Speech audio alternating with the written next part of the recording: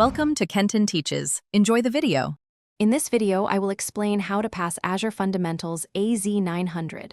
First, thoroughly understand the exam objectives. Microsoft provides a clear outline of what topics are covered, so you know exactly what to study. Next, leverage the official Microsoft learning paths. These are free and comprehensive resources designed to guide you. Finally, consistently practice with sample questions to test your knowledge.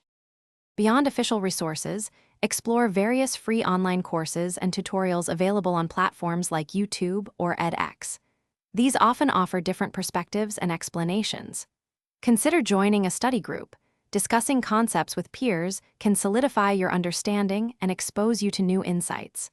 Most importantly, establish a consistent study schedule, dedicating specific times each week to review material. Taking practice exams is crucial for success. They help you identify your weak areas, allowing you to focus your study efforts where they are most needed. Don't just look at the score. Thoroughly review every incorrect answer to understand why it was wrong and grasp the correct concept.